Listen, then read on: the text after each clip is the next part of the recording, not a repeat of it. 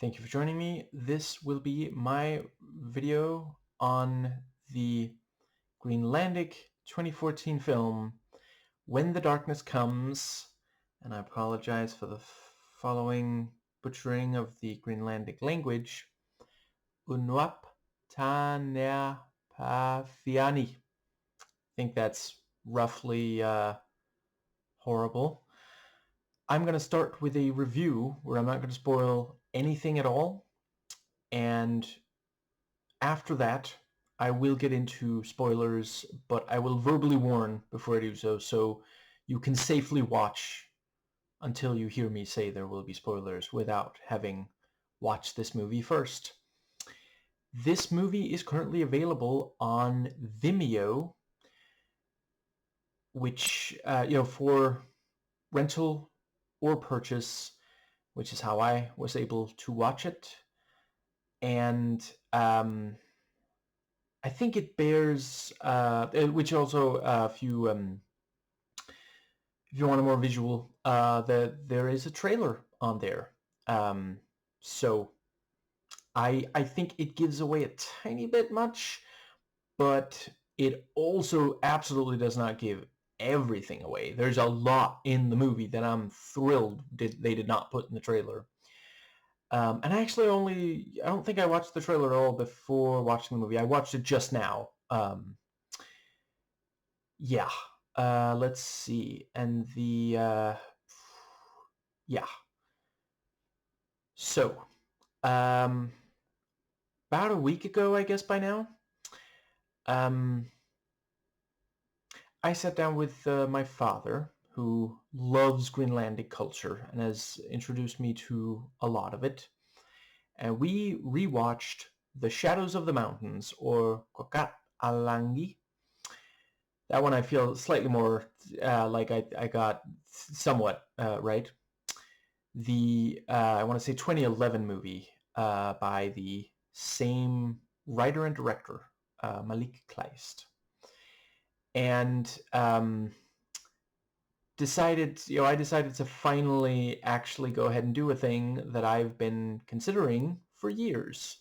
It actually took me so long to decide that he ended up making another movie in the interim, which I hope to cover relatively soon. But yeah, went ahead and bought this and the more recent, so I now have access to all three and have watched two of the horror movies by him. And I don't even remember when I first watched The Shadows of the Mountains. That's it. That's what it's called. But it's been some years. I think when I did the video on it was not long after I'd watched it. So yeah. And it's a movie that he and I keep returning to. So I figured, I mean, at this point, they're very reasonably priced. I've seen a couple of other examples, yeah, movies you can buy that are more expensive. So I guess to cut a long story short, too late.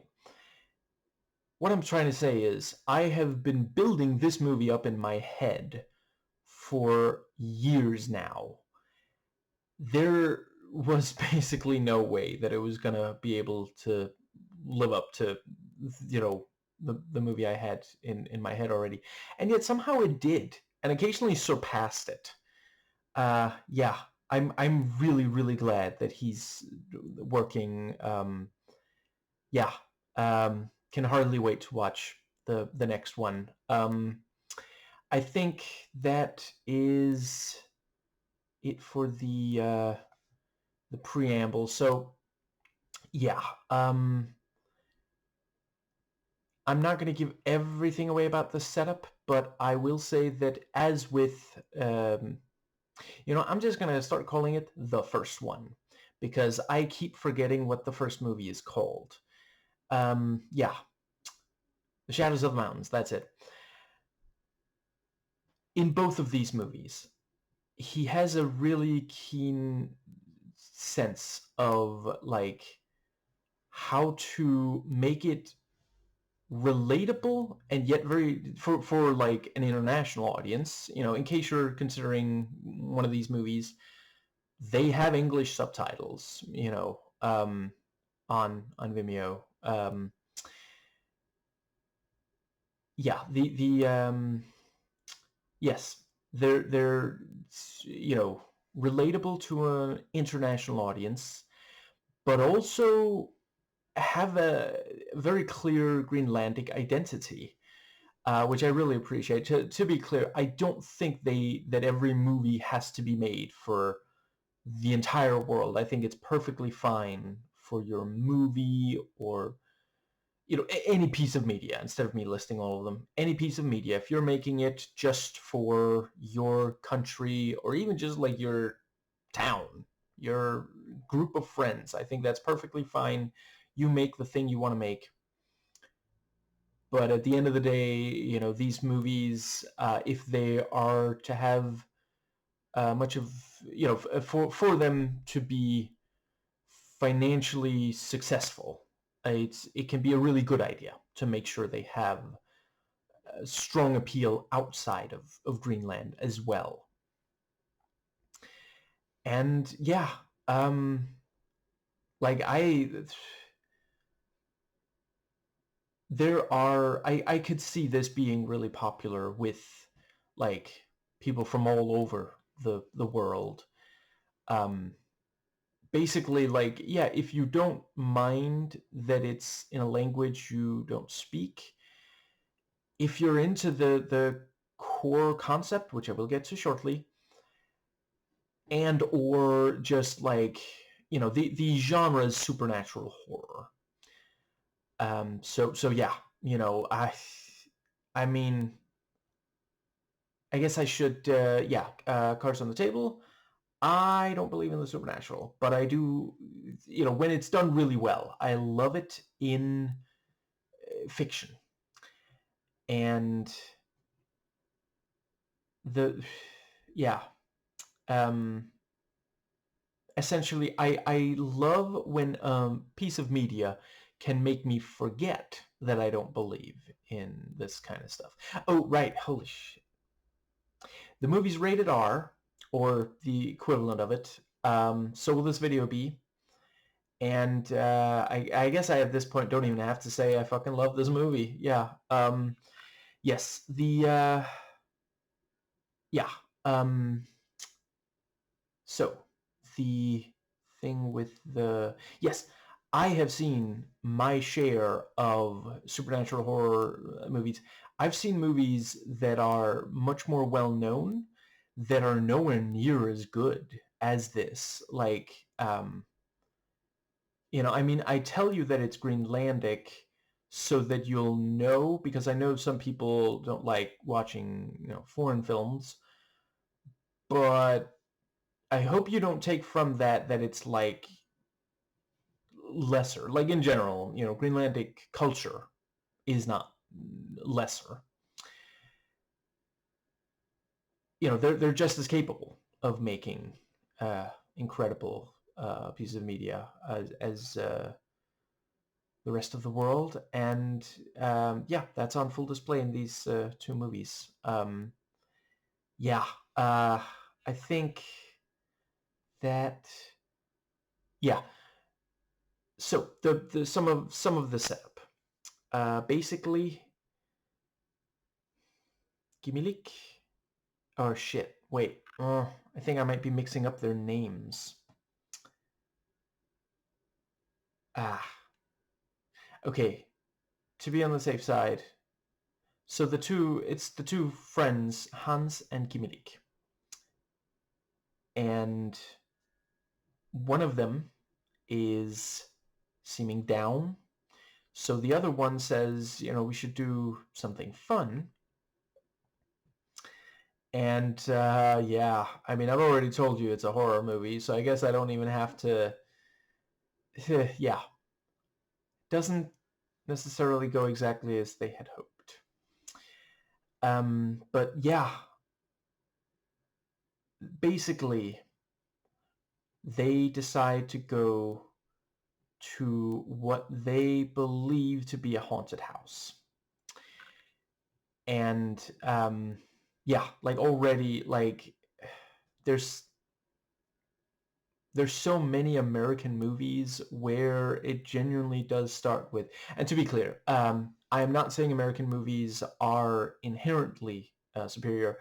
I'm saying American movies are more well known. Um,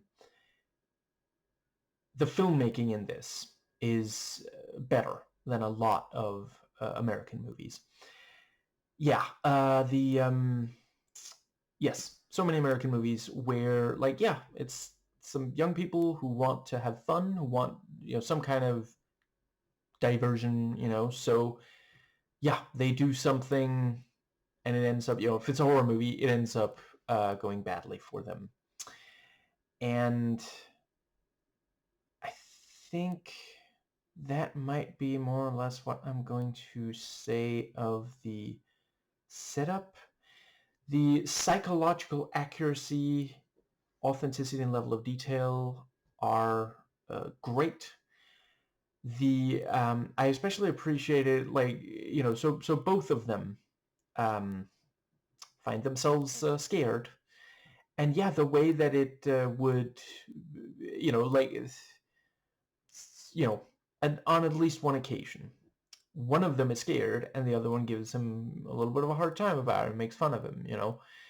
Again, um, a universal thing, but also true of Greenlandic culture.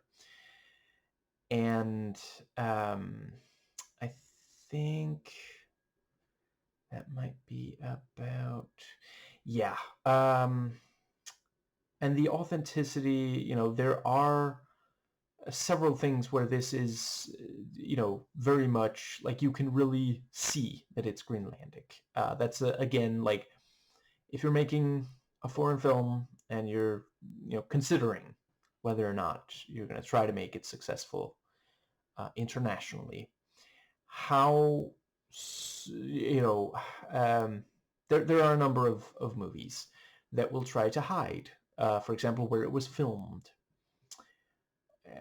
Maybe the native language of major cast members, stuff like that.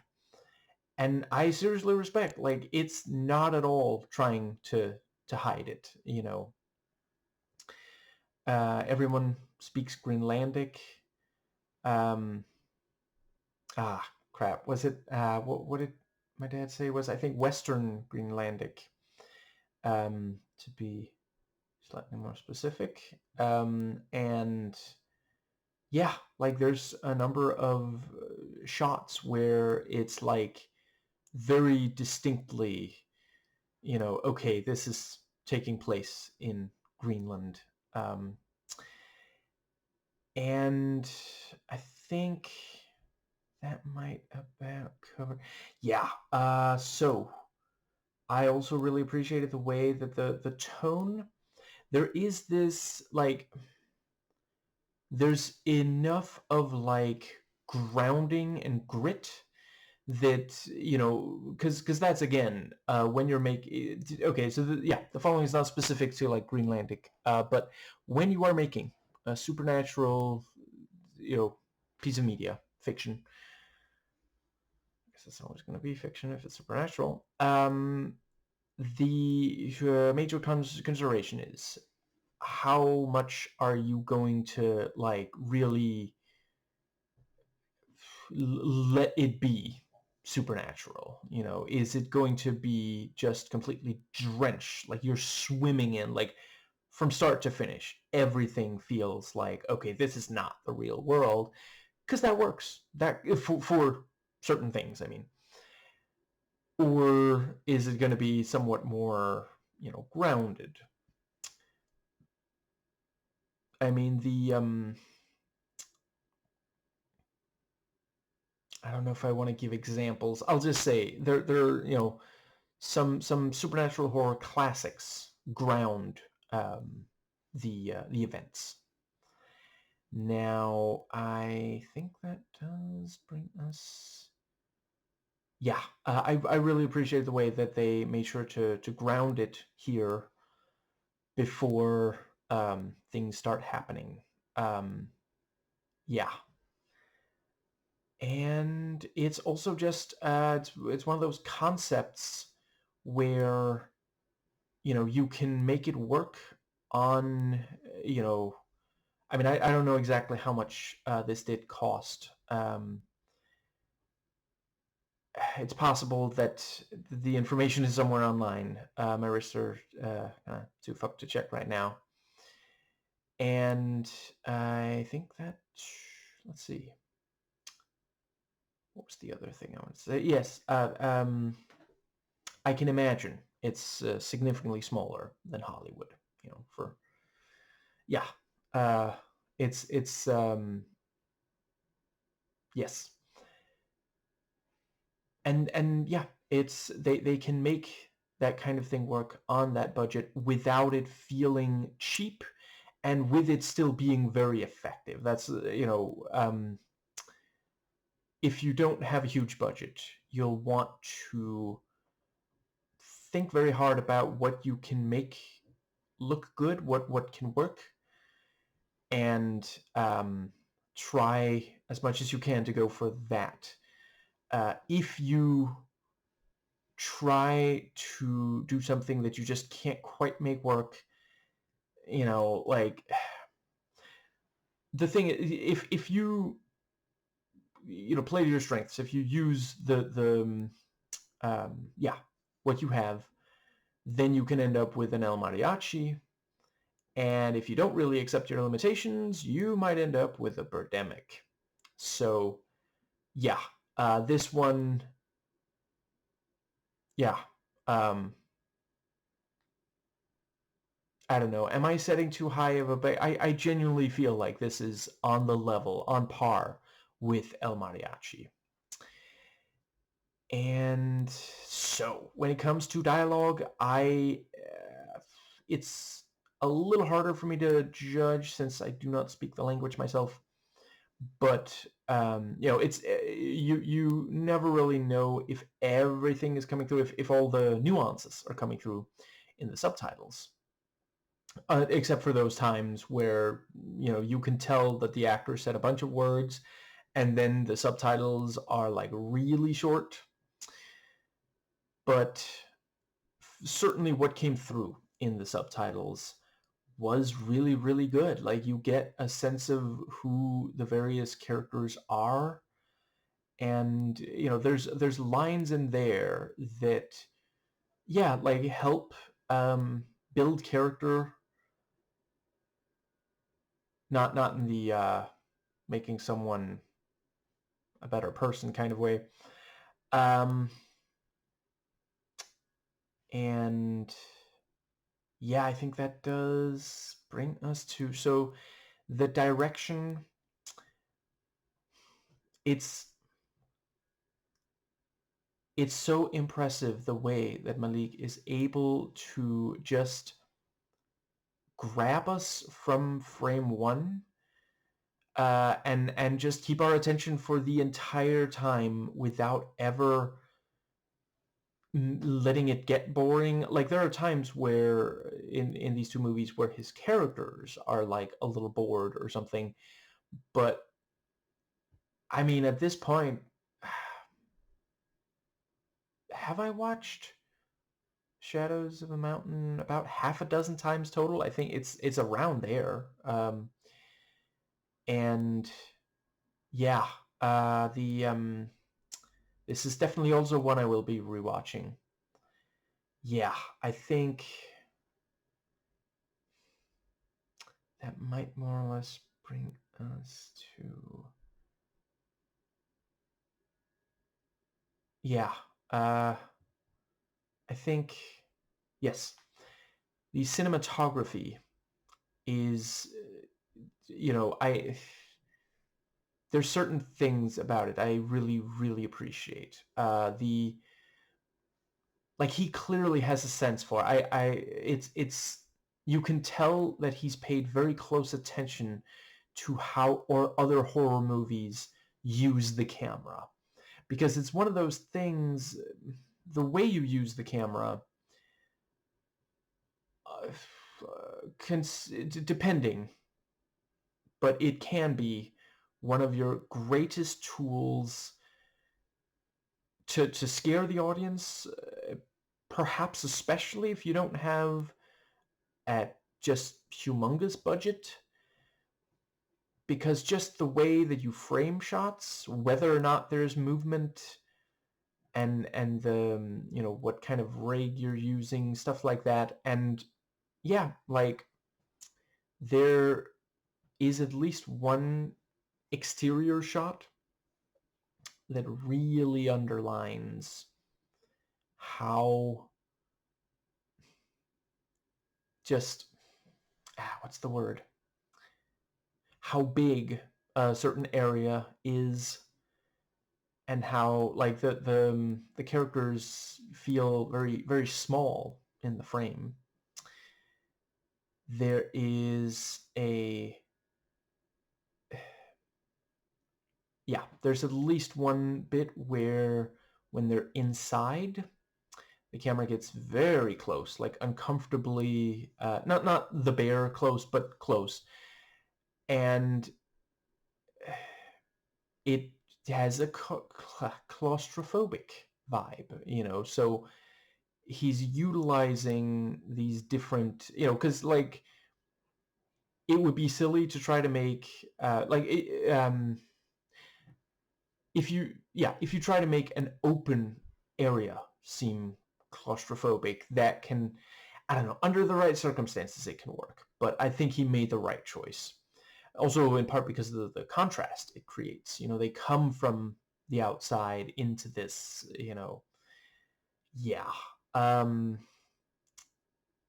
think that is about what I want to say about the cinematography. So that brings us to the editing. There are several editing tricks that are used to spectacular effect. That's another place where if you play your cards right, it can really work just so fucking well. And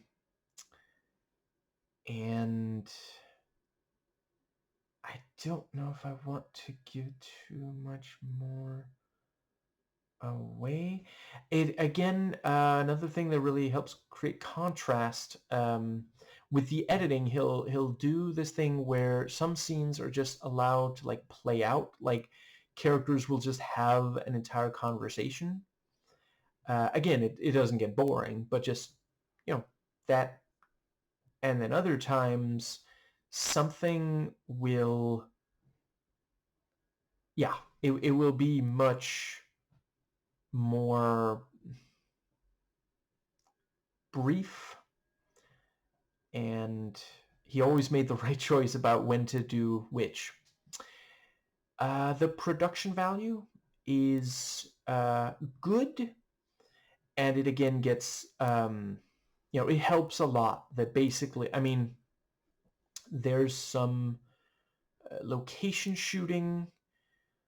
I am not sure if anything was necessarily a set, but one thing that helps is the fact that there are several, I mean, just in the first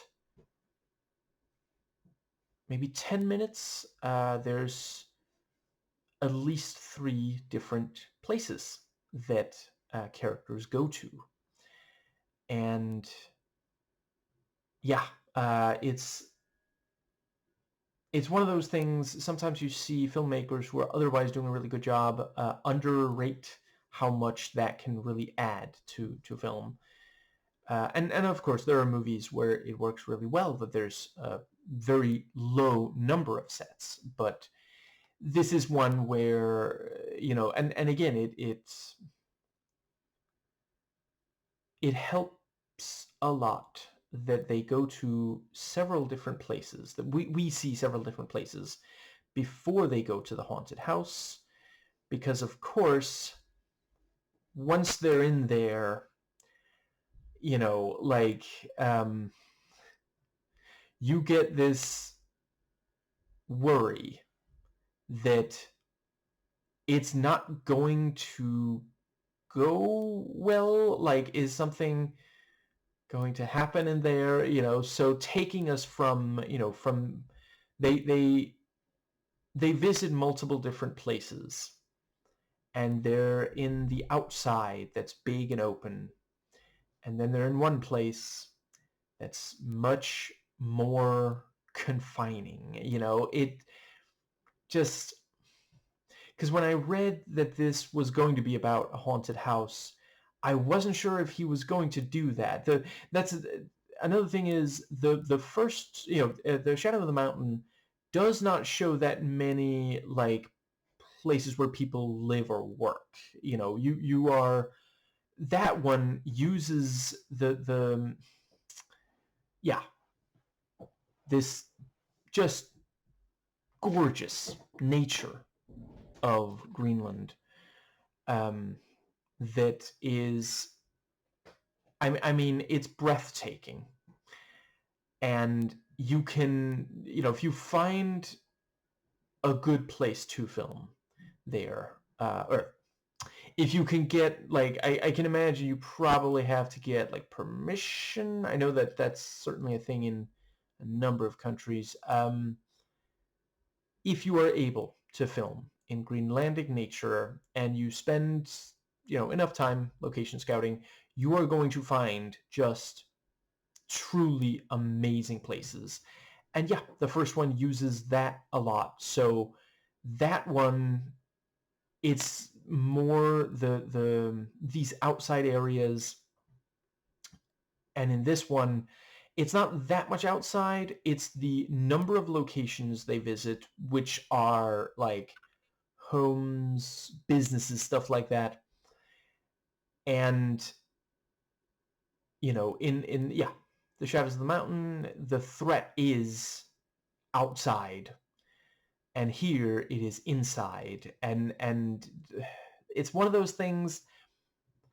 I think he was aware that some people might look at these and think, oh, sophomore slump. So he was very careful to make sure that didn't happen by making a movie that, I mean, they're both horror movies. I don't know. I mean, I'll talk some about, there's a couple of things that they have in common, but some of the like really fundamental aspects of what makes a, what makes a movie are quite different. There's also not that, the cast, the central cast is smaller. And then at the same time, one of the first scenes is a party scene, and through the number of extras, there are more people on camera in this movie than in the first combined. Um, so yeah, if you take every single person who appears on camera in the first one and count all of them up, still not as many as in this one. Honestly, this one almost cracks it in just the one scene. It might actually just barely. So, he was careful to make it, you know, different enough, and making it feel, the Shadows of the Mountain was a deeply impressive debut. And yeah, this is a really, really solid follow-up that changes enough and keeps the stuff that like really worked and could, the stuff that could work here also is what I mean. Yeah, they do a good job through sets and locations of kind of highlighting, teaching us something about the people who live there, work there, went to the party, stuff like that. And yeah,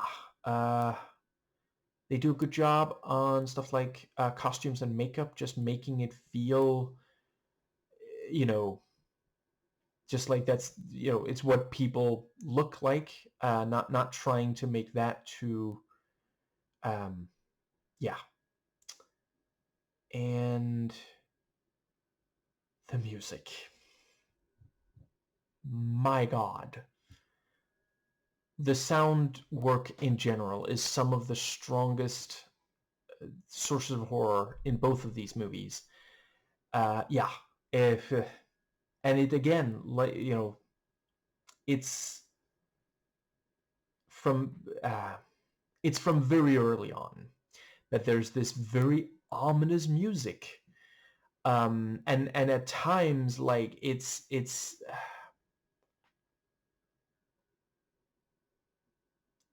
it uses tones and notes that are not technically, it's not, what's the word, it's not like a badly tuned instrument or something, but it's it's a sound that instrument can make that really pokes at anxiety, like fucks with our lizard brain, just really, ugh, and yeah, honestly, I forget if I said this in my video on the Shadow of the Mountain, but certainly, yeah, I'm reminded of, like, early Silent Hill games. Before you ask, yes, I have heard some stuff about Silent Hill F. Sounds fucking amazing. For now, it's wishlisted. I probably gonna wait until it is pretty severely discounted, but holy shit. And I'm not just saying that because the chuds hate it. A lot of the time, not always, that can be a really strong indicator that something's good. But no, Dead Domain and Utterly Noah both covered it. It sounds so fucking good. Now, right, there is also, at the party, we hear party music, and yeah, not all of the music in the movie is like the ominous horror score, and all of the music, regardless, really, really works for the scene, achieves the intended effect. And the sound design itself, I mean, just yeah. I was due for some nightmare fuel. Yeah, just some of the noises, the sound design here is just, I'm going to talk about it in the spoiler section, but I really don't want to give anything away. I'll just say that it is stuff that when you hear it, like, it makes your skin crawl. It is just, ugh. Now, the characters, I've already mentioned some that there's a lot of relatability. Um, yeah, I mean, if they feel like,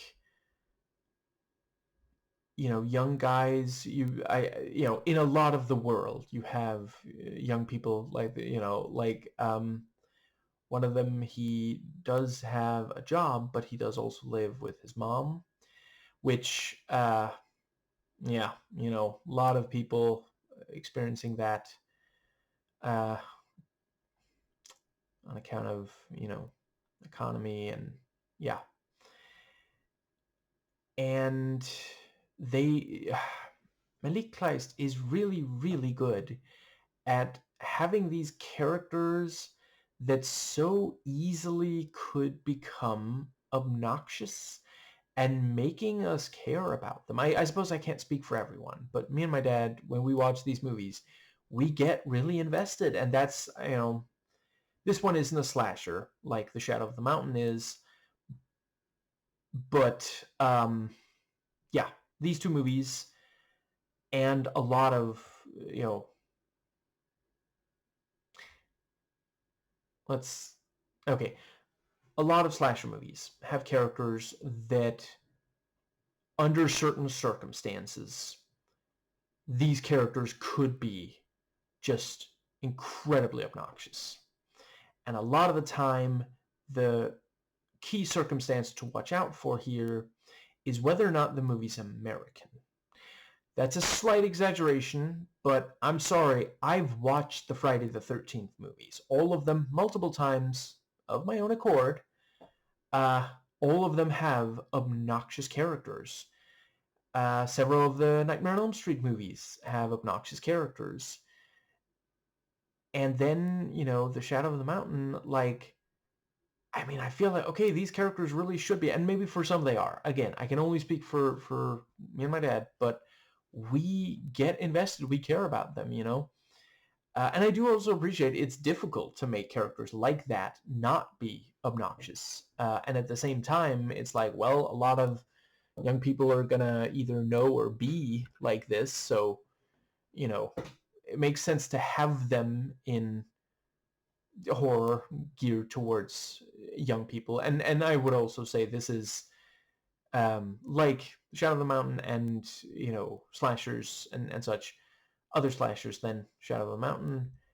This is geared primarily towards somewhat young, like not, I don't know if necessarily teenager, maybe 20-something, 30-something, but not like, you know, senior frickin' citizens necessarily. Um, let's see. Because I feel like there's probably a lot of, elderly people, as soon as they hear, oh, it's about two young guys who go into a haunted house, like they'd immediately be like, why the fuck would they do that? They might not say it exactly like that. I had to clean it up a little. But I think that pretty well covers, yeah. The fact that there are not that many characters really helps us focus on the ones that there are. And they're not necessarily like deep, but there's enough there that I didn't feel like they're just like cardboard cutouts, which again, Friday the 13th. I know I've said it before, but I feel like I don't want people to think that I think of like the Friday the 13th movies as just like terrible. I wouldn't call any of them good. I've watched all of them. What is it? 11 main ones, if you count the remake, and I do, and the verses. So 12 total. Watched all of them multiple times. The remake the least number of times. But yeah, I'd say at least 3 times each. I think of them as just fast food. You don't expect that much when you sit down with, burger from, you know,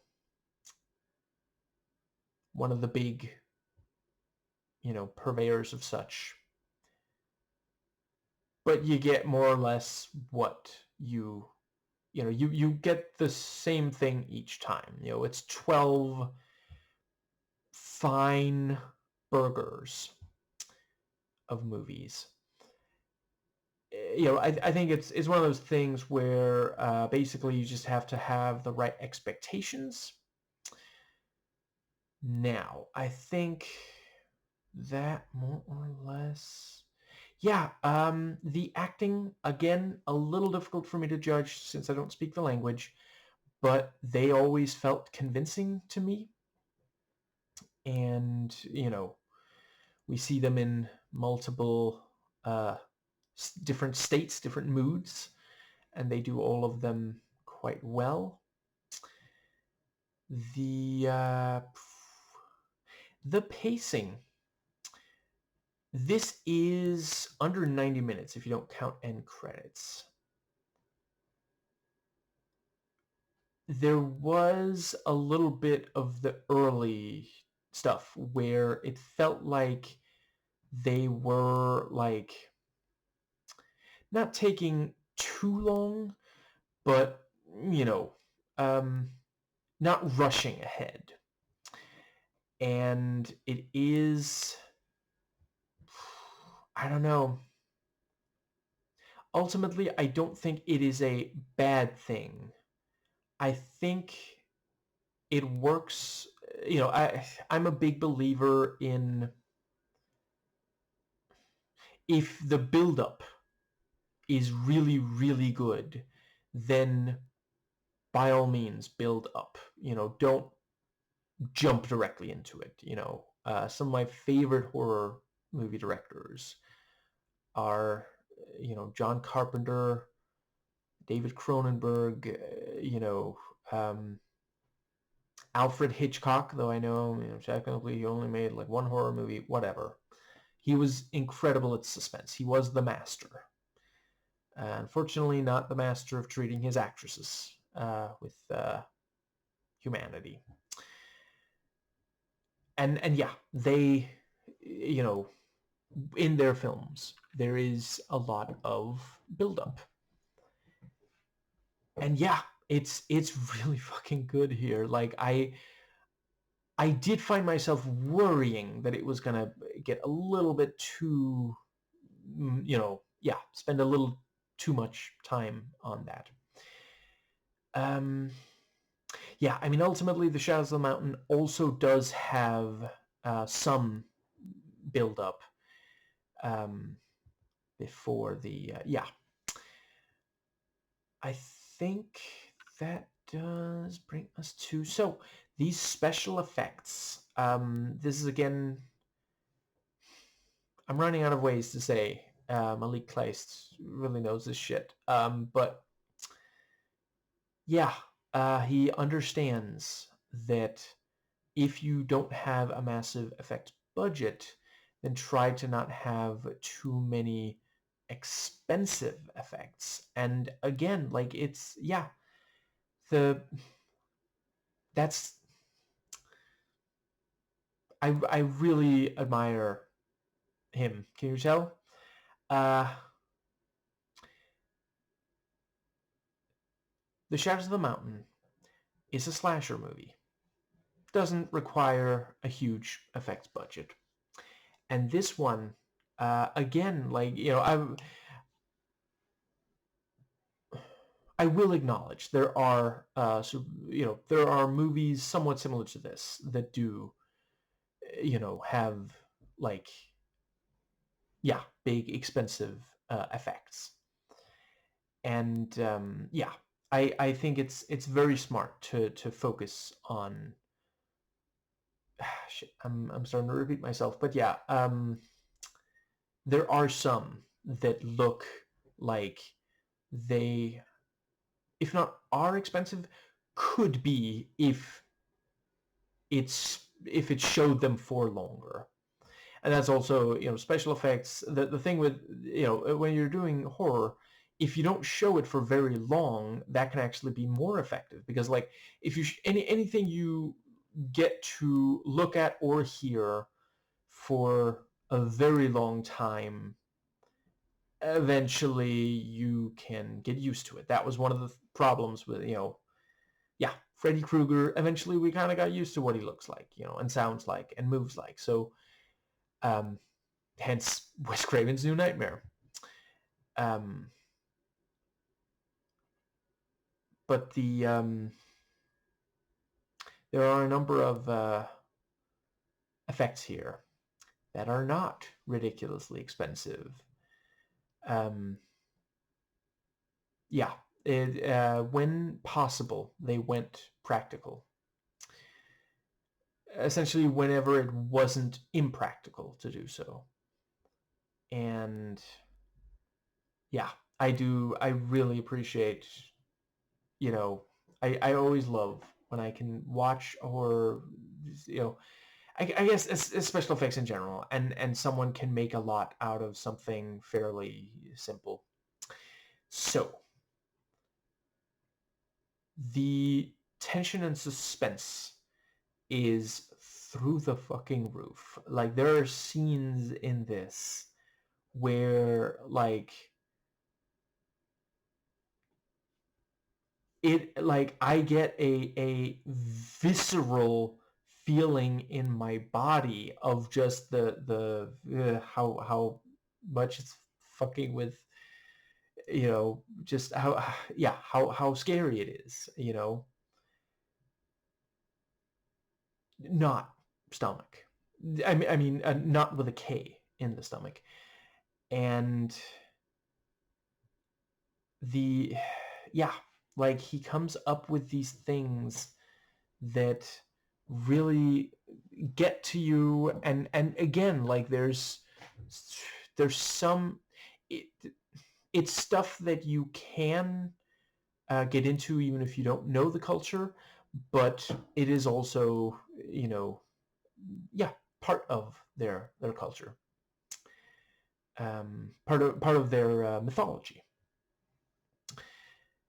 And that is one thing I will definitely say. I can't believe I'm already struggling to remember. If I recall correctly, The Shadow of the Mountains does a good job of explaining to an international audience. I mean, it's not. I don't know if he was thinking of that. It's possible that it just happened that way, but for an international audience, you're still going to get an explanation of the mythology behind what you're seeing in that movie. This one, there is, like, they name it, so me and my dad immediately knew what it was, but they don't explain in depth about it, and I wouldn't have minded if they had done so, because the thing is, right after they say what it is, there's several lines where,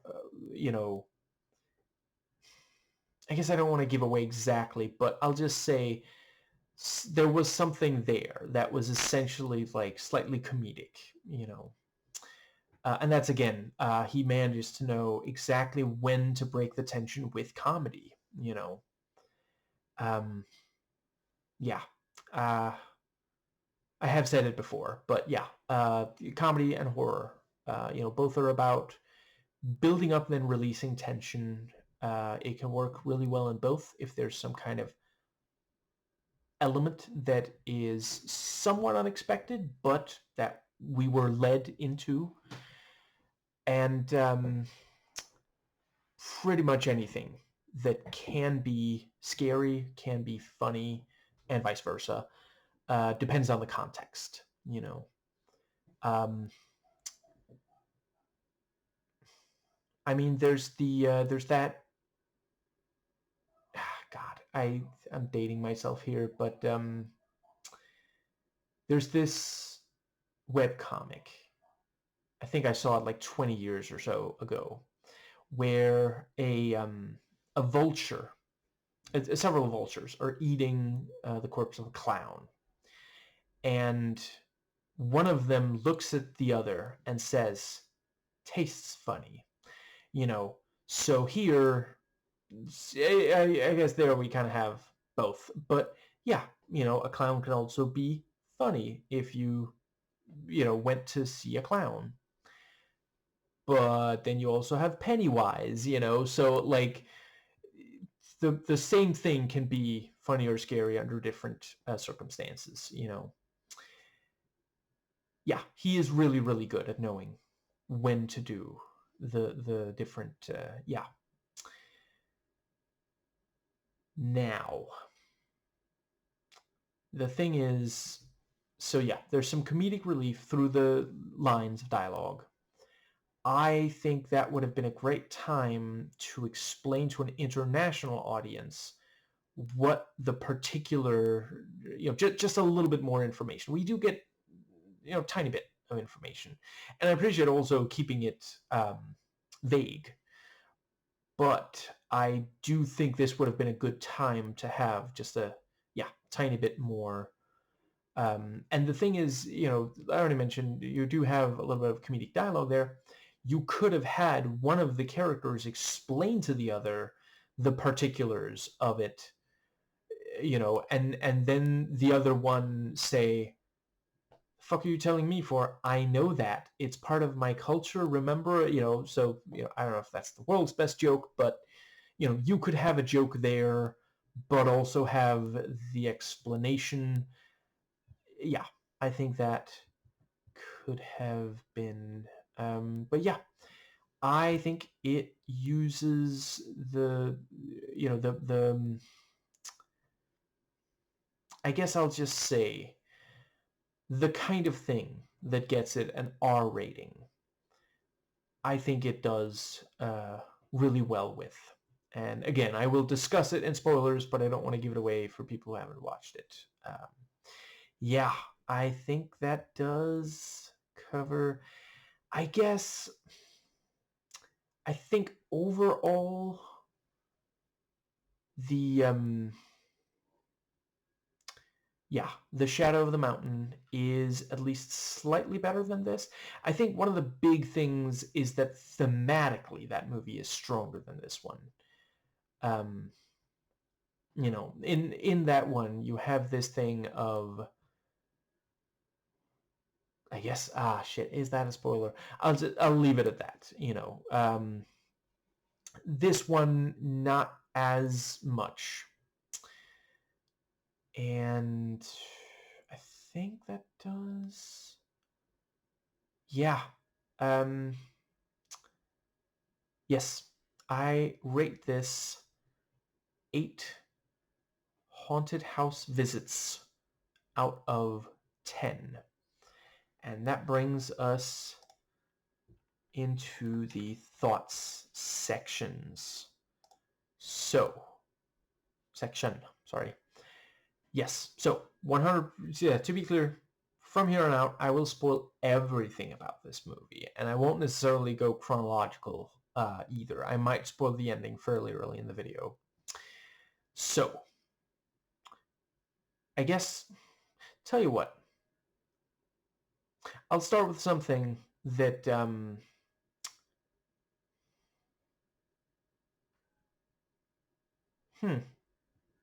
that matter? Sure. I'll just briefly, in case you came here after watching the movie and you're wondering, okay, so they said the word Dubilak. The fuck is that? So essentially, the yeah, I believe everything they say in the movie is accurate. Well, let's see. The thing, yeah, okay. Let me start with, so basically, of the things they say in the movie, or the things that happen in the movie, the one thing that is not really the fact that the house is essentially haunted by a Tubilak, that is not really something. My dad said he hadn't heard that in any of the stories he's heard of them. So what it usually is, and this is where I think it would have been really cool to have it explained in the movie. The typical story of a Tubilak. In the movie they say, a shaman made it, and my dad explained, a shaman making it would make it more powerful, but technically, hypothetically, anyone could make it. So a Tubilak, basically, if you go hunting, and very frequently in Greenland, this is going to, or I guess, is it called fishing when it's, because we're talking like, I'm not sure all of the things they would be catching are fish. Let's go with fishing. If you in Greenland go fishing, there are some animals that are so fucking strong that they might actually pull you under and kill you. And this is, okay, I gotta, yeah. Greenlandic, their beliefs include that if you are respectful when you hunt or fish or the like, you will, the animal will, give up and let you kill it. And obviously, like in real life, and there will be plenty of animals for everyone to, for the most respectful, like something along those lines. And obviously, in real life, what happened was some had accidentally overfished, I think is the word, um, and then cried, "Mr. Fishy!" And they would go to fish, and there would not be, maybe there would be none, maybe there would just be so few that some people ended up starving to death, and yeah, so they it became part of their mythology that you have to be respectful, and then the animal will agree to it, because obviously it's also scary to imagine going out and trying to kill an animal that is so big that it so strong that it can kill you. So the idea, it's very appealing to think that you could make it yeah, happy to um and there would of course sometimes be someone pulled under and who would die. And because of this idea of, well, if you're respectful, the animal will just let you kill it, you know, the idea arose that maybe that wasn't really an animal, maybe it was a dubilak. And so basically they would be, made by someone who wanted that particular person dead. They would be personal. And they would, that again, you make it to kill a specific person because of a personal grievance, or just or something that would, you personal priority. Let's go with that, like the movie says.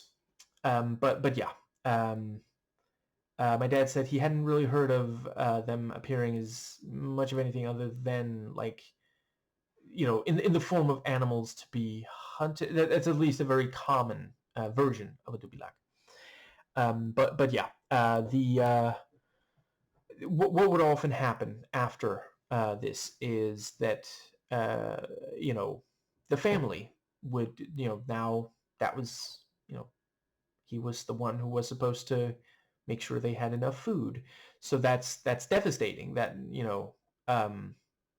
so they would try to deduce who sent the dubilak, and then they would send their own dubilak, and of course, yeah, it's, you know violence begets violence. And yeah, it's, I think you could have very quickly just have, at that point where one of the two friends is just sitting there going over, is this what it's called? No, I bet this is what it's called. And the other one's just like, fuck are you doing?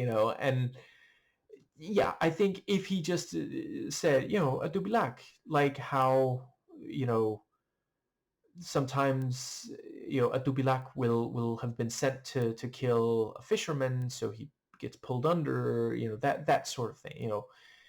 Um, did I mention? My dad said the thing about them not having arms or legs, that is also a part of their mythology. Now, I think that more or less covers the yeah, I think scene by scene. Yes, scene by scene.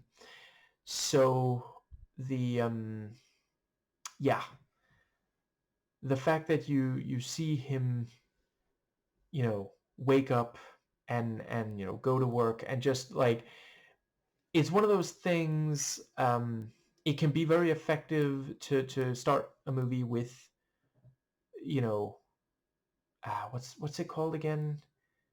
The day, a normal day, something like that, an average day, to show how, so we see from right away he is sad. And the fact that, yeah, like, the first thing we see is him wake up, and one of the last things we see is him die on the videotape. And yeah, let's see, the thing about, yeah, so his friend shows up, and it's made clear through the dialogue they used to go to parties, and he used to be a more happy person. So we've already seen that he is sad. Now we find out it's been going on for a while and didn't always used to be like that. And we don't find out immediately what it is that happened. And let's see. Yeah, the once the yeah, and so he comes home, and we see you know his mom, and like the they seem to have a perfectly fine normal relationship. And at first I wasn't sure why they showed the mom, other than maybe increasing the number of characters, um yeah, and there at the end when we see her cry, it's so nicely done, because like he thinks, oh, she's sad because my friend died. I have to admit I was immediately thinking, and I appreciate the movie got to the reveal very shortly after, like a minute or two after that it's made clear. But yeah, I was thinking she's crying because he's dead, isn't, that's, he's just imagining this, or something. um Suddenly we see the wedding ring, and yeah. uh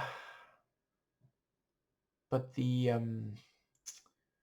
yeah, I like that he's apparently so sad that, like, you know he was invited to a party, and he's just sitting at home moping. He didn't even like wear good clothes to go to a party in, and his friend's also like, okay, use this perfume, you smell, just, yeah.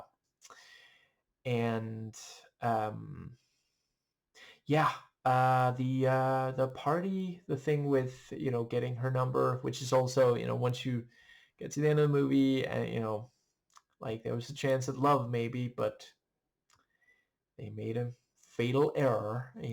And it's little things like that that just help really make it as good as it is. There's so many horror movies that don't that would be improved by just showing, oh, hey, this character had a real chance at happiness here. Now, yeah, so, and the thing about, hey, ask for, tell her I want her number. And he goes over, and, little smile and wave sort of thing. And then he goes back, oh, here's her number. How the fuck did you do that? I won't tell. Okay, I just went over and asked her. Just, yeah. I told her you wanted her number, And yeah, so let's see, I think, is that maybe when we see, yeah, the uh, the man in red, you know, um, taking 2 bottles of beer and putting them in his inside pockets. And I think that is a humorous nod to, yeah, there are some, who do have a problem with alcohol. Um, but that again, like, yeah, there's people all over the world who can, like, laugh at, because it's already a horror movie. Like, we know that it's not, you know, it's it's going to tackle some taboo subjects. Some of them unpleasant, and some of them in a humorous way. So, but a little bit of a dark joke there with him, And I think I'll finish off his scene. So yeah, when we first see, it does seem like, oh, it's like a dog or something. I have to admit that was I asked my dad, and he said he hadn't heard a story where it was like that. It was usually, an animal that would to be to be hunted rather than a pet. Um, and it's also, we never do find out what he was killed for, because, like, hypothetically, if he went inside the house, oh, maybe he didn't stay as long, and then the Dubulak had to leave. I don't know.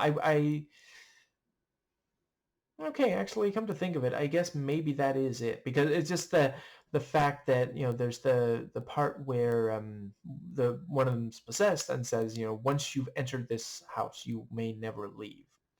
But then we also know that, like, at least supposedly, the like, the man was murdered there, but his wife survived, or he disappeared, I guess. So maybe that's the idea. Maybe the smoking man there was also inside. Okay, yeah, that works. And I also am slightly unclear on if maybe, could the girl who helps them to the house be a ghost, because she is the only person to talk to him after he dies.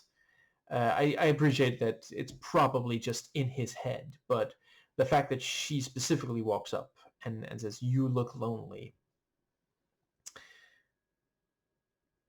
I think that was her, wasn't it? I'm not sure who else it wasn't. The sister, was it? Definitely wasn't his mom. Yeah. Let's see. And just the fact that she hears them wanting to go to a haunted house, and she gets them there. Now, I think, does that pretty well bring us to the but yeah, it did remind me of other mythologies, and I'm afraid I forget exactly which, but I have heard of, a creature that appears as a dog, and you start to pet it, and then suddenly it's revealed to be humanoid in some way, and it attacks and kills.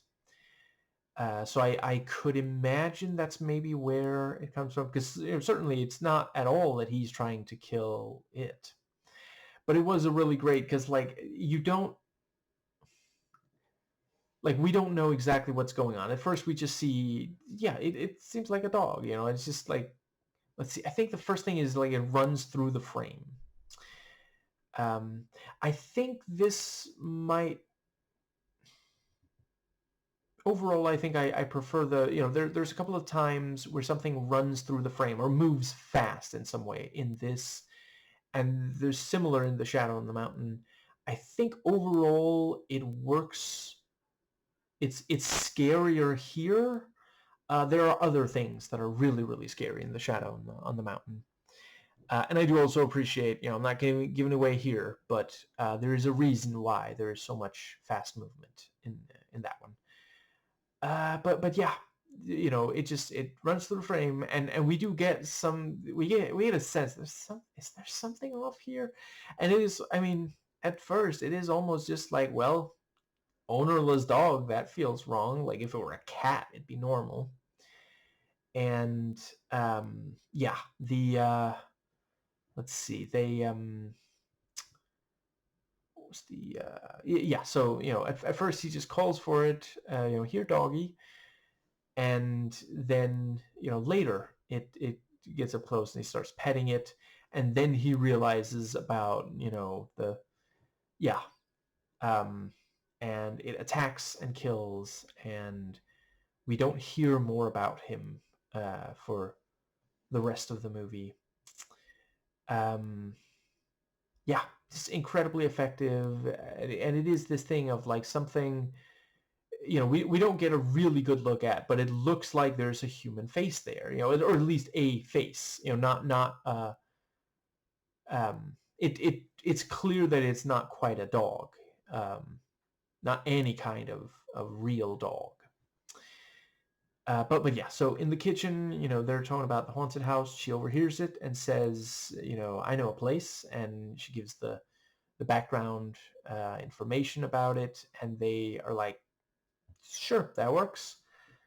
And so again we have missed chance at love, because later on he's like, she gave you her number real quick. She wants to maybe be with you. Um, yeah, I think right. I did want to note the let's see, the what's the word? Yeah, the way that these movies keep having things that outside of Greenland, a lot of people can still really relate to. So they'll have, we find out the lead is like, he's sad because he fell in love with a girl, and, you know, yeah, fell in love all at once, almost completely now, and she doesn't want him. And he just can't stop thinking about her. And this is something like, I think most of us will go through at one point or another, falling in love with someone, unrequited love. Failing that, you probably know someone who has. Um, so the fact that it's stuff like that Malik has as relatable character traits for his characters, rather than like, I don't know, wife swapping or something, because that's like a lot of people are gonna, get really put off by that, even though like in real life, obviously there's nothing wrong with it. I've talked about before, monogamy is not like, it works for a lot of people. I personally can't imagine a polyamorous relationship. But there are a lot of people who are made miserable by monogamy, and there's nothing wrong with polyamory. It just requires communication and respect. But there's other leftist YouTubers who can do a much better job talking about that, because only have, I can only restate what I've heard them say, basically. So, but yeah, let's see, the thing about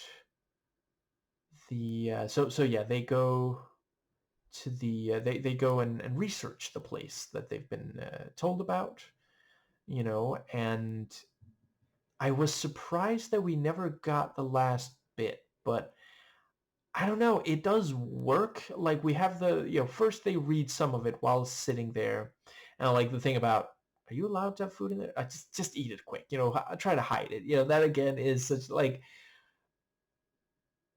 there's so many young men who like, because like, you can just step outside, right? Or or I guess once he's opened it, he can't really put it back in the bag. Might spill, but and I get, not wanting, I'm not judging him for not standing outside because it's cold out there. um but it's a funny little thing to have in there, and again, like, just adds a little something that yeah, there's so many movies, because it's such a hypothetically stock scene. They found out there's a thing, so they go to research the thing. There's so many horror movies that have that. um, Bonus points for not having them use Google. But yeah, it's just that little bit, and the fact that some of it is told, and then the other one is like, okay, this is starting to get boring, let's move, but there's more. Yeah, copy it, bring it. And later on he tells a little bit more about what happened.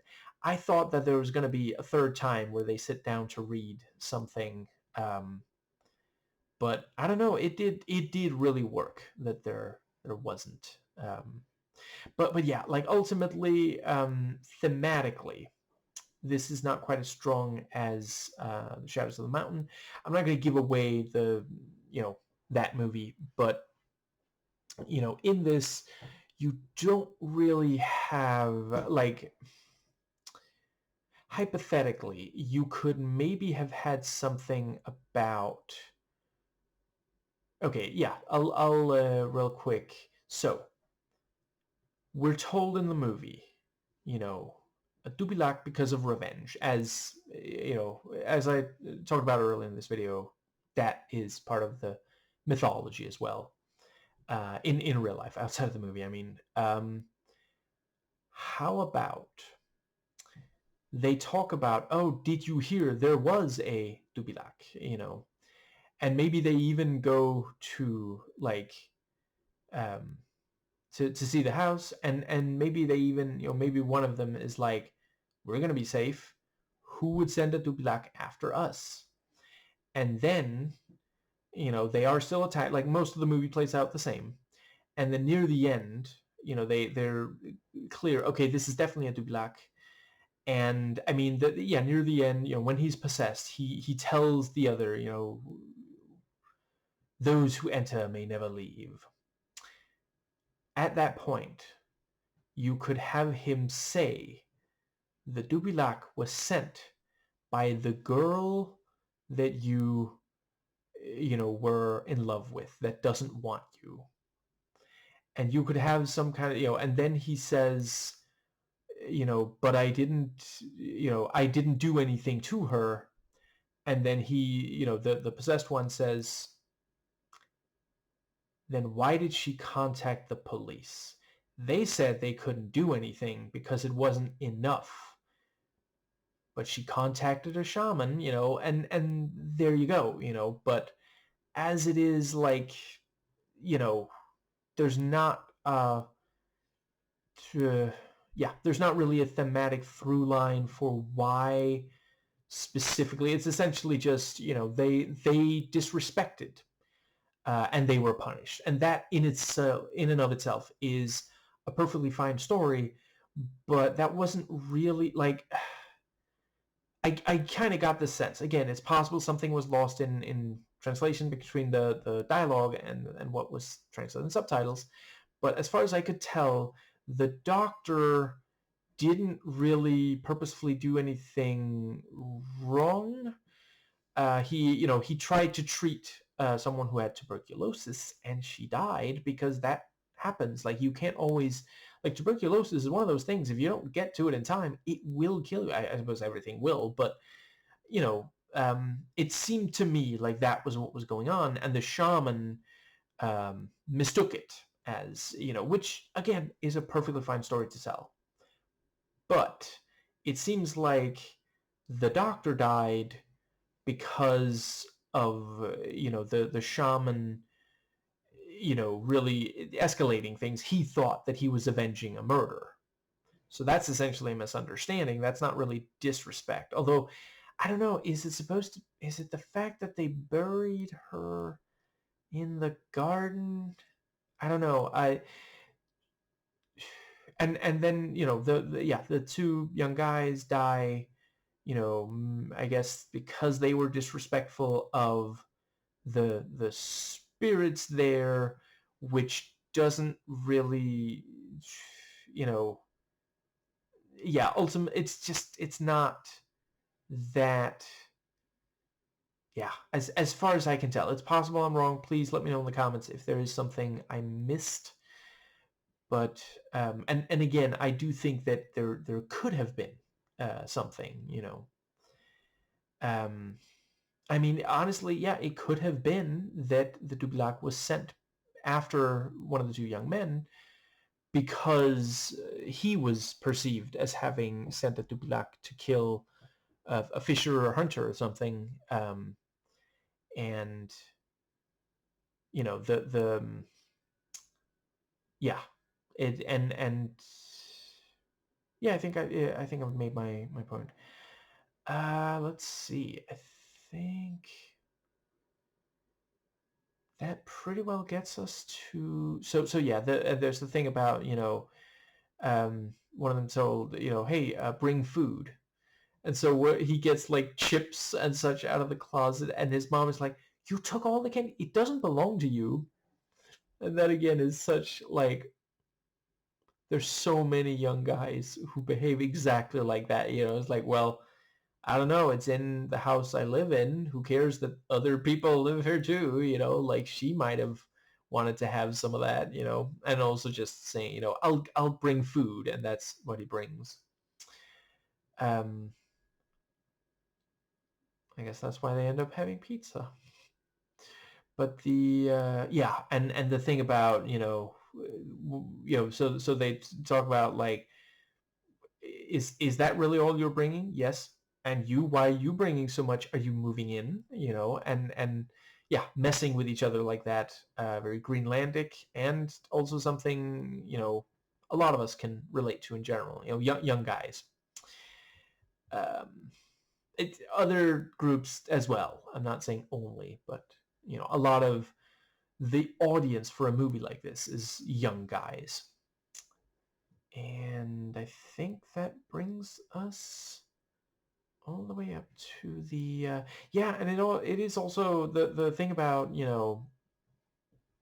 um so something big happens at 3:21, and the backstory, she woke up and her husband was gone, so she ran to the police. She didn't even get dressed, and the police found some blood in the basement, which we later see having been washed away, but no sign of the man. And that was also, I was expecting for maybe the stuff from the paper to have something about 3:21, in the what happened with the doctor, and I can imagine, it was maybe that she was declared dead at 3:21. Now I think, yeah, so they arrive, and you know I like the thing about, well, this is where we're sleeping. It doesn't have any beds. You're really going to sleep on, I mean, I guess it's not nothing. It's not the floor, but it's not a concrete floor. Like, they're not being detained by ice or anything. Seriously, fuck ice. But yeah, the thing about, let's set up cameras, and one per room. And that's such a great little thing because, for one thing, it's a bit of comedic relief, but it's also like it draws attention to that. Every camera is showing a different room, because for the several times after that where we see all four feeds, something will be moving through all four of them. Sometimes, let's see, I think it was from the bottom right towards the upper left.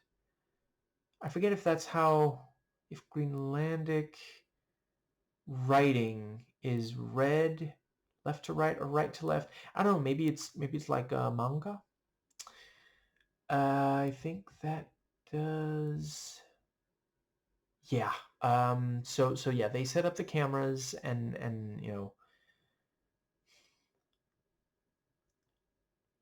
it's very clear. Malik has watched the Paranormal Activity. Well, let's see.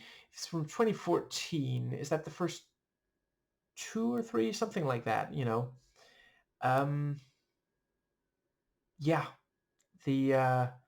I really appreciate that he didn't try to just make a Paranormal Activity movie, because, one of the really big differences is those are entirely, let's see if I can remember what it's called. POV, I guess. Um, they're filmed in a way where there is indeed a camera, but it's someone trying to try and document something. Whereas this, for most of it, uses a more traditional style of cinematography. I don't think this would have been as interesting as found footage, I guess is the term. Yeah. But I did quite like the couple of brief bits of found footage style. There's the bit where they're holding the camera and using it for light, for example, and we see the screen as it's recording. Yeah. But the let's see. Oh, right. There's also the bit with the money. Do not be a lender or borrower. Good advice. And let's see. You have the thing about so yeah, she calls and comes by, and it's such a great because like we already know fucked up shit happens in this movie. That guy got attacked by a dubilak that looked like a dog. So is the kid gonna die? Because like he didn't even fucking know this shit was haunted. He had no warning whatsoever. And it's such a wonderful little, because it's a simple practical effect. They made a thing where they can like radio control so that to make the thing move.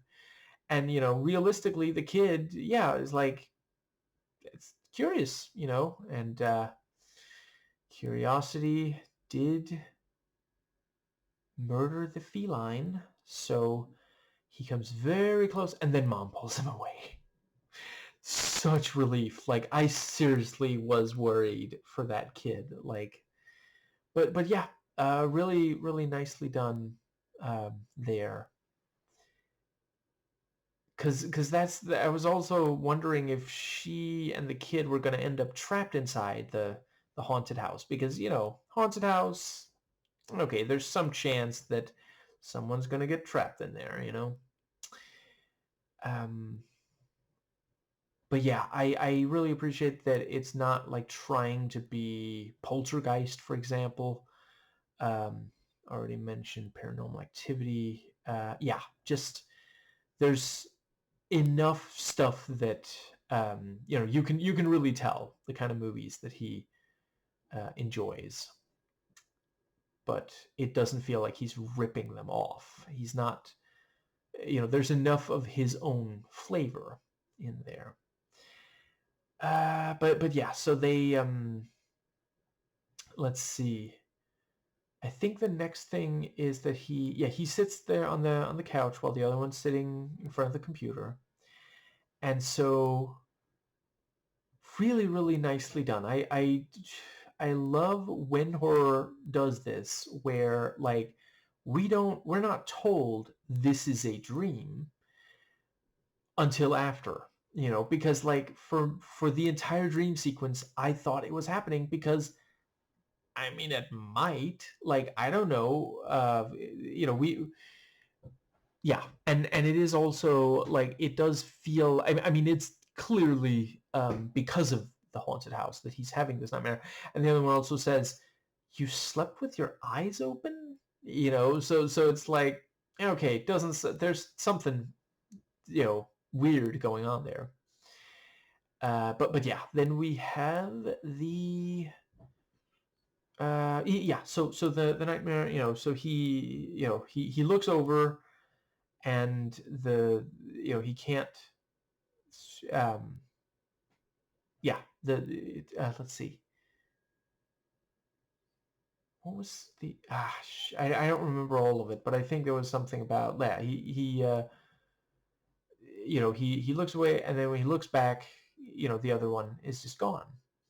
And so he goes looking for him, and the guy is like sitting on the floor, and like his face, he's um wait, am I remembering it right? Uh, Wait, were there multiple nightmares? I guess. Oh shit! Yeah. God damn it. Okay. Yeah. Some of this is going to be mixed up. But yeah, there was a bit where the other one was sitting on the floor, and like we can't quite make out his face. And I gotta say, it reminded me of one particular thing in one of the Blair Witch movies. So very nicely done on that. One of the more memorable parts of yeah. And when he looks up, there's just no face there. And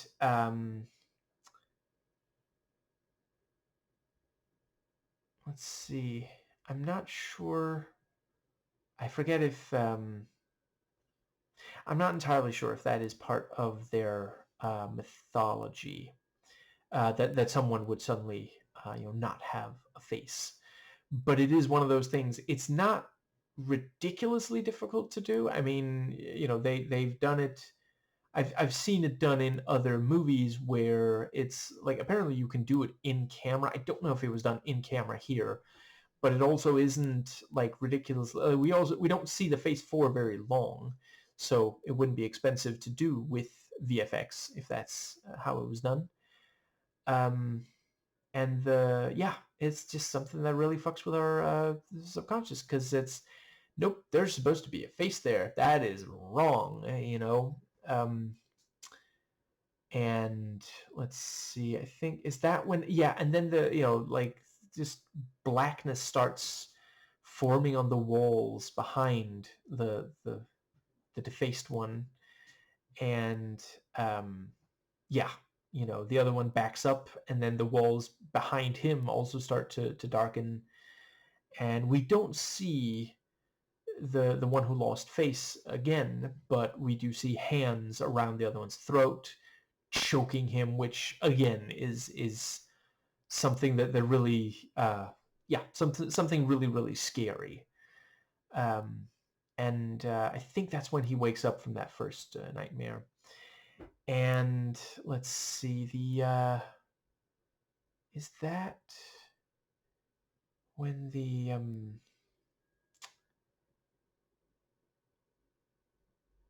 I forget, is this when they go to the basement, or is that later? Yeah, my memory's pretty shot. Okay, certainly the yeah, I like the thing with the the onions, um, and yeah, oh, there's onions on both of them. Just take them off. Well, I can still smell them. Just yeah. Um, what kind of pizza place only serves pizza with broccoli on it? But the let's see, we have the yeah. Um,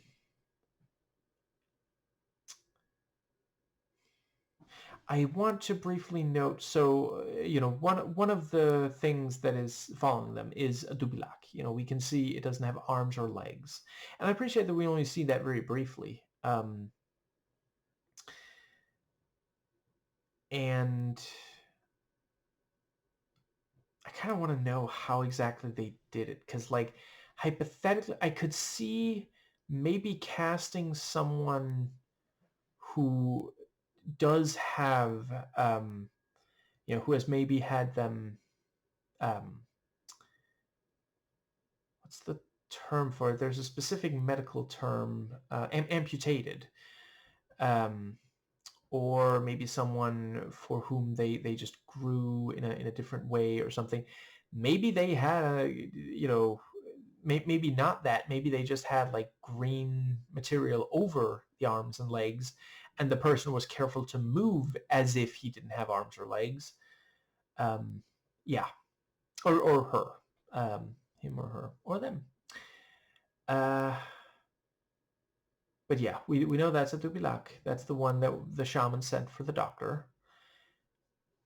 The tall figure, though, is that the doctor, the shaman? Is it the guy who disappeared when with where his wife ran out and told the cops? I don't think. Yeah, I would have liked to have a slightly more clear idea of that. Now, then we have the let's see, what was the other thing? I guess the yeah, the bit where they let's see. So yeah, there's the bit where um they go to the basement, and we have, this is, it's tropey, but it works. Modern,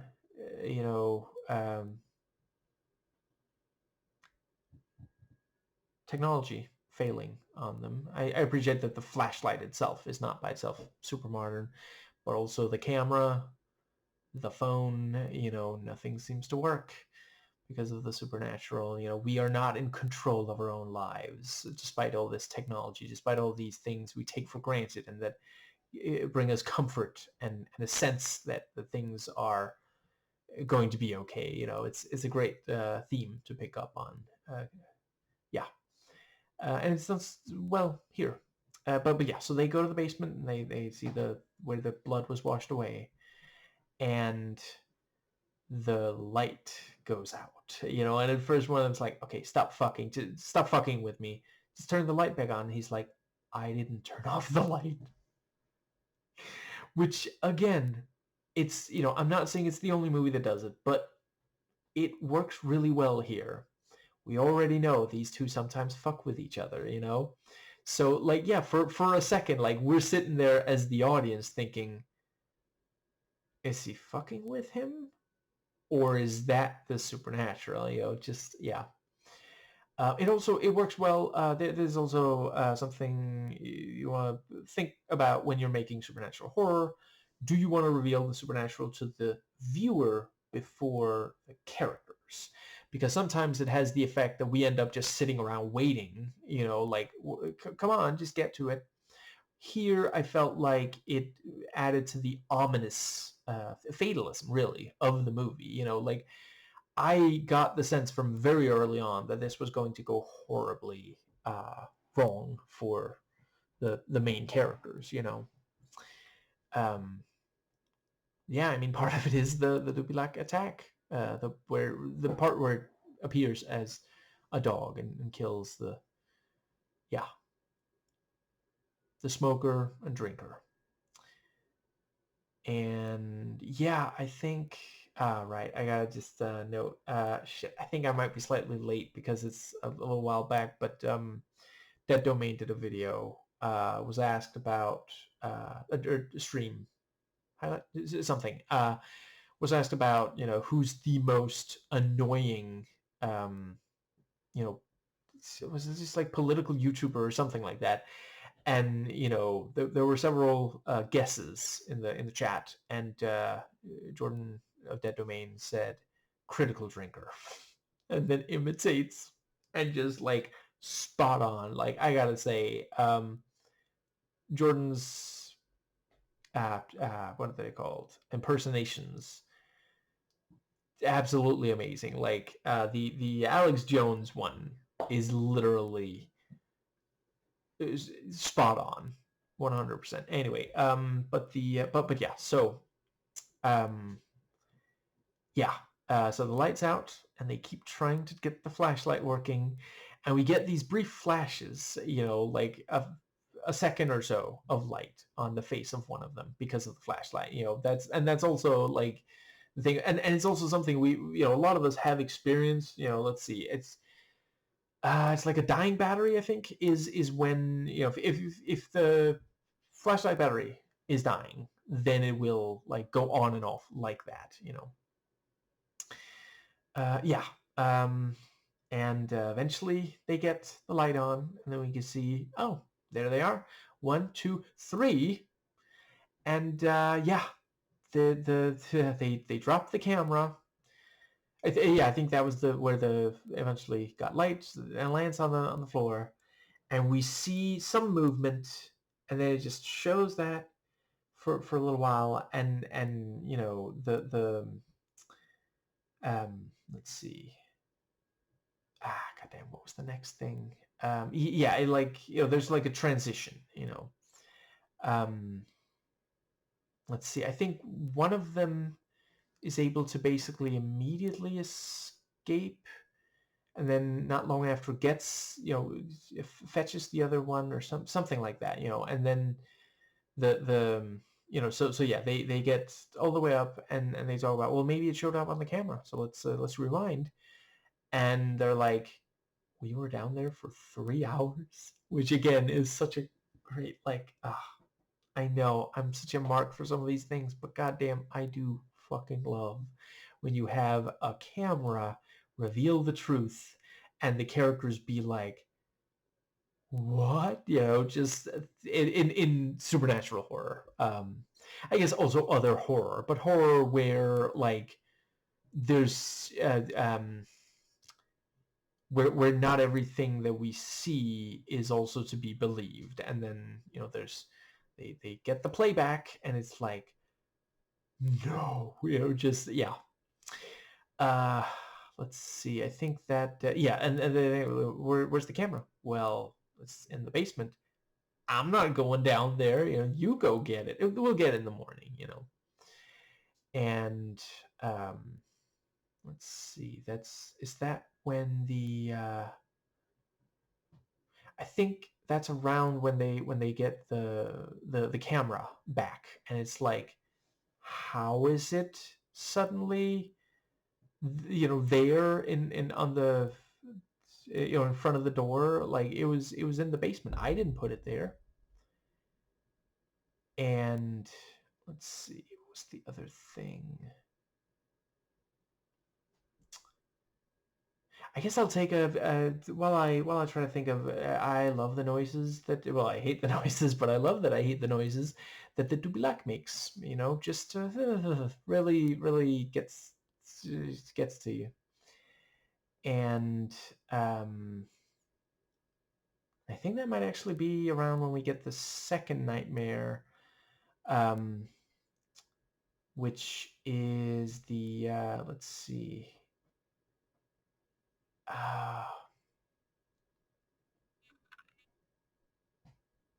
Right, yes. Oh God, fuck. Yeah, yeah. The bit where, he's like, suddenly the tall figure is behind the guy at the computer, and he just slits his throat. And it's, again, like, I'm slightly unclear on if it was a practical effect or CG, but it looked very convincing. And it's the kind of thing, it's not impossible to do. Like, I guess it's just a brief example of something. Like, if your CG budget just can't quite do it, don't try to do, for example, I don't know, explosive birds.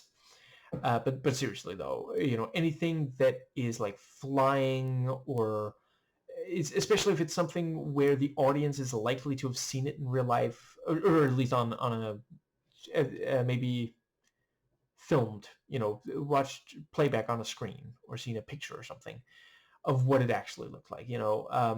If you don't have the budget to make that look photorealistic, unless you're going for stylization, try to avoid it. But yeah, the kind of stuff that is in this movie, yeah, I never felt like they were pushing too far in what, yeah.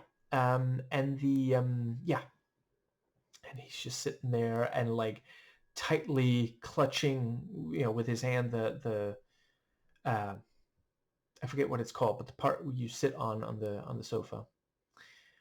Um, and then, like, the tall figure is right in front of him, and he wakes up, and, so far so good. And I really appreciated the subversion of expectation, because I kept expecting him to be possessed.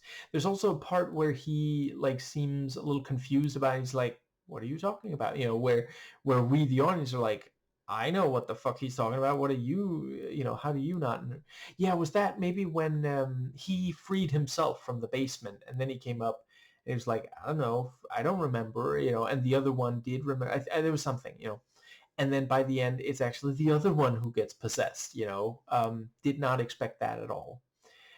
Um, and that, I will also say, the idea of one of them being possessed, I wouldn't have minded just a tiny bit more setup before that happened. Just have part of the backstory reveal, oh, someone was possessed by, but we're told about the Dubilac, and then, we also have possession and the tall figure. Yeah, I think that does bring us to, yeah, let's see. We have um let's see.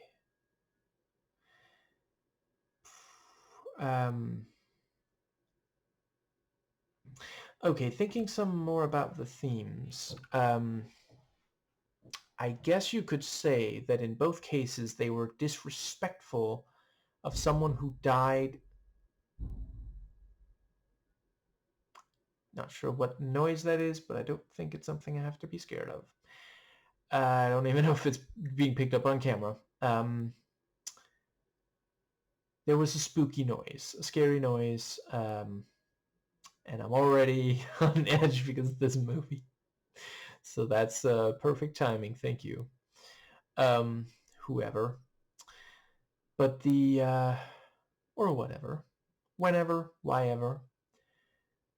Yes. And now it stopped, and now that's messing with my head. Anyway, yes, I think that brings us to the yes. So the doctor was disrespectful by burying the corpse, maybe, and in the backyard, and I do know they have there's some superstition when it comes to how you handle a corpse.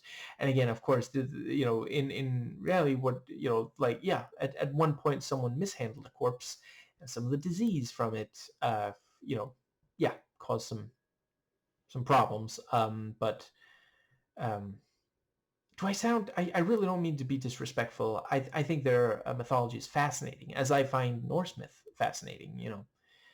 I like to look at how people answered the questions that we weren't able to answer before science was invented. Um, yeah, let's see. And I've said it before. If you're gonna worship anything, I think I don't think you should worship.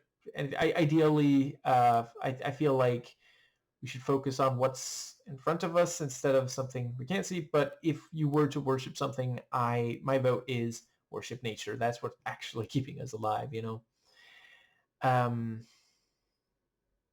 and gave us life in the first place. And is now being killed by Republicans and rich people in general. I'm not saying all Republicans are rich. I'm saying rich Republicans. And causing climate refugees that they're then refusing to take in. So, yeah. I think that does... Yeah. Okay. So yeah, I think maybe the idea is, the doctor was disrespectful by burying her in the backyard, and the two young guys are disrespectful by going to a haunted house. Like, they know someone died there, and they still go. So that's why, yeah. I think that would be my guess as to what the idea is. I know I do try to make up my mind about this stuff before I start recording, but sometimes I change my mind over the course of it. Anyway, I think that does bring us to, so fucking cool, the bit where they're looking at the live footage, and the basement door opens, and the Dubilac starts moving, and moves across all of the all four camera feeds, and gets to the door, and they manage to close it. I just, oh god damn it, so fucking ugh. I was on the edge of my seat. And let's see, we have the thing where the uh yeah, the rope was one of my favorite things, because that really felt like, because I already mentioned, Dubilac will pull you under. Uh, that was, essentially what we were seeing with the rope. That felt very Greenlandic. Okay. There's other myths, other cultures' myths that have someone be like pulled under or that sort of thing. I'm just saying it felt more Greenlandic than like American. Um, Americans, you'll have stuff like poltergeists and, straightforward ghosts. You'll have demons and such, but the rope pulling him downwards, pulling him down to the basement. So the place they want to avoid, and again, it's reminiscent of how you'd be pulled under by a dubilak, underwater. Which is also, I mean, it's no wonder they have horror stories about that. I mean, imagine, being pulled under ice water, not just water. Like sometimes, like if you're in water, like if you can like let go of the rope fast enough, if you get out, maybe. But like once you're in ice water, like you start to cramp up. It's extremely difficult for you to get out of the water, and just, yeah, horrible way to die. So yeah, really appreciate that it's being evoked here. And yeah, and without having to sacrifice the fact that, because they do spend like 2/3 of this movie in this house, and at first it's not, oh, they're never going to be able to leave. It's, are they going to be able to like survive the night? Like it feels like, by tomorrow morning they'll probably be able to leave, right? And then later we see they try the door. It's supernaturally locked. So are the windows. There's no way out. And that's, I felt they did a really solid job on, over the course of it, like gradually that builds the sense that there is no leaving this house. It is simply impossible to leave alive, Yeah, I think that pretty well brings us to the, so yeah, you have the, let's see. You have the bit where they're, yeah, so they go to the right. So yeah, he gets out the gun, and I appreciate, the other one's like, where did you get that thing? And that was also, I asked my father, and he confirmed, yeah, they don't normally have handguns. Like they'll have like hunting rifles, and we did see earlier in the movie, he did, he had the guns there, but those were, of course, hunting rifles. So it's unusual, and that helps underline, like it is, it's one of those things, like they do that thing that, another thing I fucking love when horror stories do. Hypothetically, they're prepared. They got a gun, if you can't stop the, whatever's attacking you with, a gun, then I don't know. I guess you're up against a dubilak, for example. So it's such a great, because that is part of. I guess I've already said, but just to really clarify, yeah, you don't really kill a dubilak. It kills you, if you are its intended target. So yeah, I thought that was a great way to, yeah, the fact that they are unable to kill. I mean, all that it ends up doing is he kills the other one while that one is possessed, and killing him. So great job on that. But yeah, so they end up, running around some on the ground floor, trying different ways out, having to close the door, and close the other door as well. And the way that, again, it's such a simple thing, but it fucking works. You just have them in the room, and there's a door. Quick, close it, because there's something dangerous on the other side. It's not super expensive or difficult to do, but everyone can understand, no matter what culture you're coming from, the idea of something coming to get you, and you having to put a barrier in its path to yeah.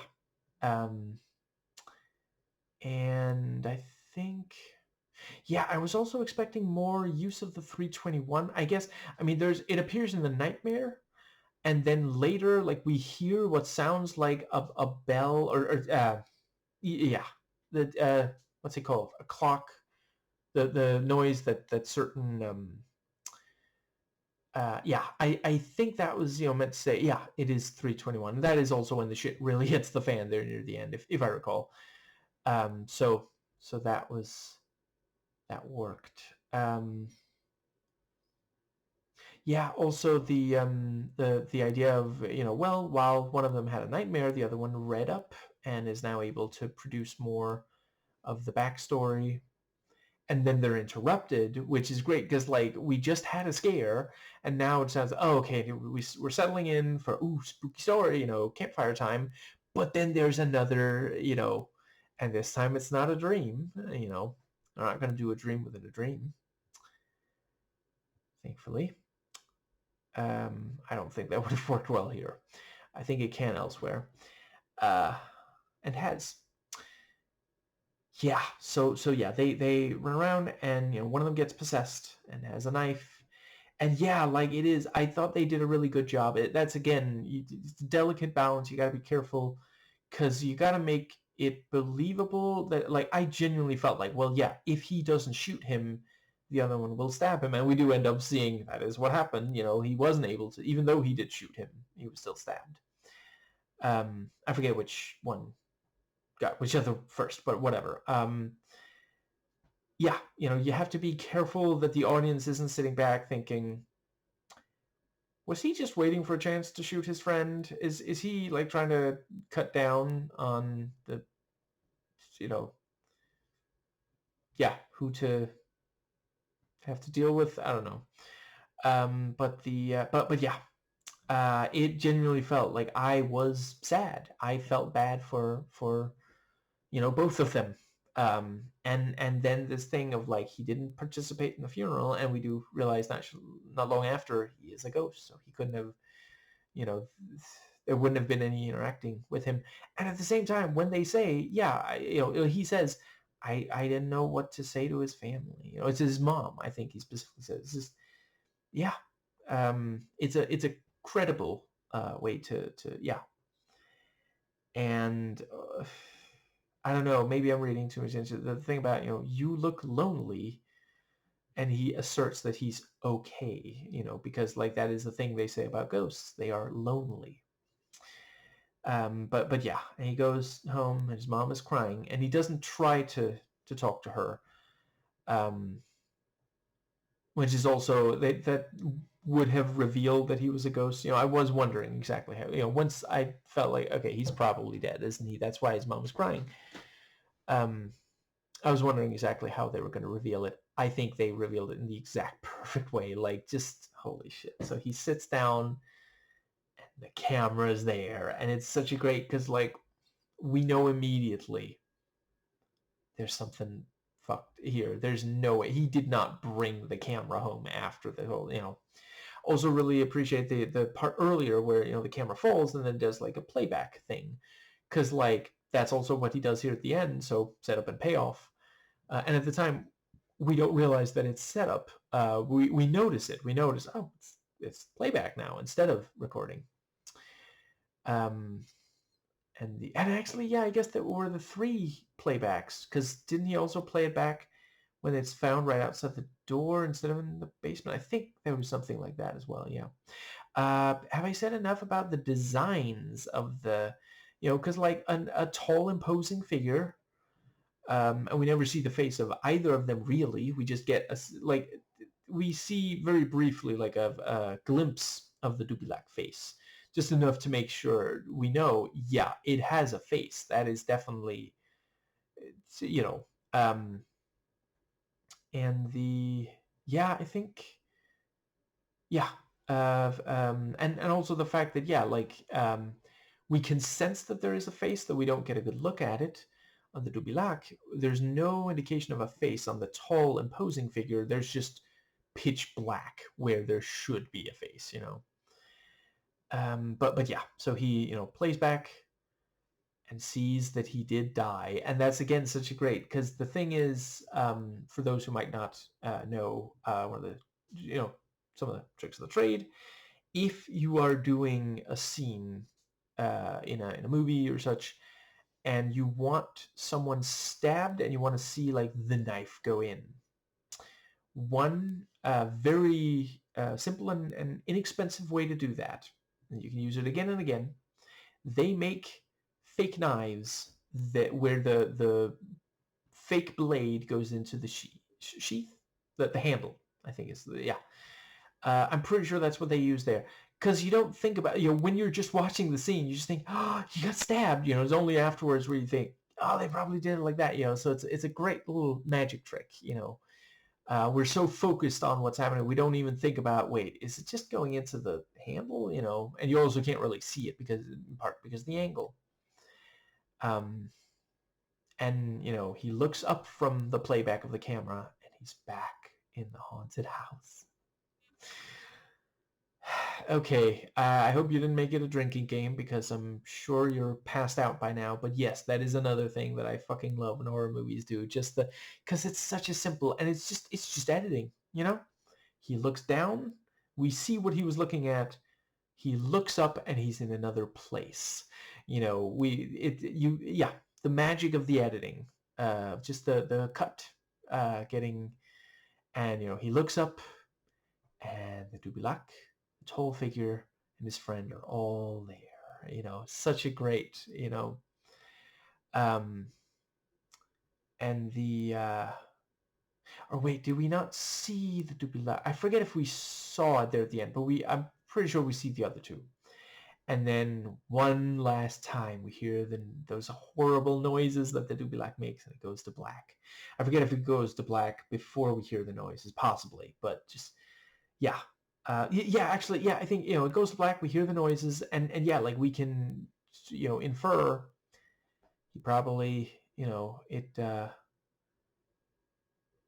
got faced, just like, the guy at the start of the movie, and it looked like in the nightmare that it happened to his friend at the computer. So yeah, just really, really well done. Yeah. I still, like, overall, I do think thematically, The Shadow of the Mountain is stronger, but they are both, I think, about equally scary. And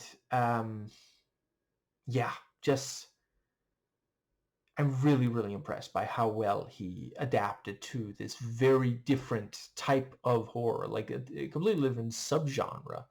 He didn't just change, like, you know,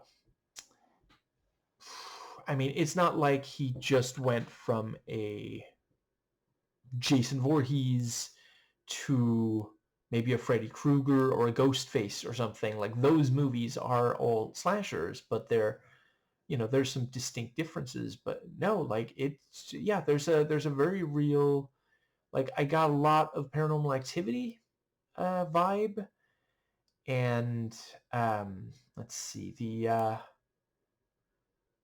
some Poltergeist, but it doesn't try to just do the exact same, um, and yeah, with that very distinct Greenlandic kind of vibe. Um, yeah, I think that might cover everything. Let's see. I also really one of the reasons that the fake out ending works so well is that, like, I genuinely, like, I think by that point I had pretty much, I pretty much felt like, well, they're just not getting out of there. The doors and windows are locked. How could they possibly get out? So when it just and it lingers on, he shoots, and, like, we sit with it for, like, not like forever, but long enough that it just, like, it lands. It really is like, holy shit. Like, if it was a Marvel movie, someone would have said that just happened. And I love a lot of the Marvel stuff, to be clear, especially MCU. Anyway, yeah, and for like a couple of minutes, it looks like that's the ending, and that already is an effective horror movie ending that, one of them was forced to kill the other and is maybe now like I was sitting there thinking, is he gonna be like a pariah? Like, are they gonna accept that something supernatural happened, or are they just gonna see that two people went in, one came out, you know, the haunted Thunderdome?